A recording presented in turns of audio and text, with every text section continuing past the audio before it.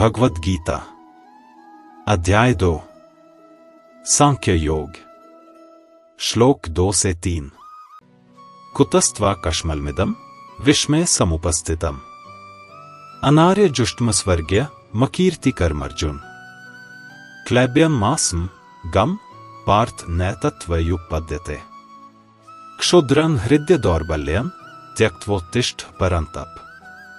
भगवान श्री कृष्ण ने कहा, हे अर्जुन, यह मोह, यह कमजोरी तुझे इस कठिन समय में कहां से आ गई?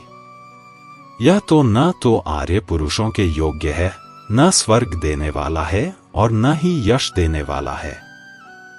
हे अर्जुन, तू कमजोरी को प्राप्त मत हो। यह तेरे जैसे योद्धा को शोभा नहीं देता। इस तुच्छ हृदय की दुर्बलता को छोड़ खड़ा हो जा, हे शत्रुओं का नाश करने वाले।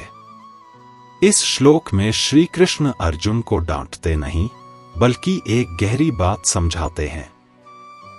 वे कहते हैं, अर्जुन, तू इतना भ्रमित और कमजोर क्यों हो गया है? यह समय तो तेरे आत्मबल को दिखाने का है। तू एक योद्धा है, क्षत्रिय है और तूने धर्म के लिए यह युद्ध स्वीकार किया है। इस परिस्थिति में अर्जुन का मोह और भ्रम उसके कर्तव्य के आड़े आ रहा है। कृष्ण स्पष्ट कर देते हैं कि यह भावनात्मक कमजोरी एक श्रेष्ठ और जिम्मेदार व्यक्ति को शोभा नहीं देती। यह स्वर्ग या आत्मिक विकास में सहायक नहीं है और यह आत्मसम्मान और समाज में यश को भी नष्ट करती है।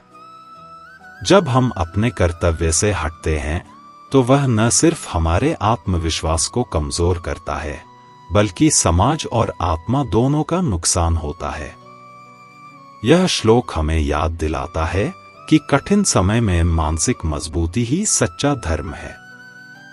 श्री कृष्ण एक सच्चे मित्र और मार्गदर्शक की तरह अर्जुन को चेताते हैं। वो कहते हैं, अर्जुन, यह जो तू सोच रहा है, यह सब हृदय की कमजोरी है। यह तेरे जैसे बहादुर योद्धा को शोभा नहीं देती। यह क्लैब्य, कमजोरी, एक सच्चे कर्मयोगी के लिए बाधा है।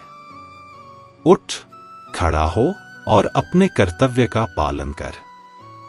मान लीजिए आपने किसी प्रोजेक्ट या जिम्मेदारी के लिए हाँ कहा, लेकिन जैसे ही मुश्किल आई, आप कहने लगे, मैं ये नहीं कर सकता।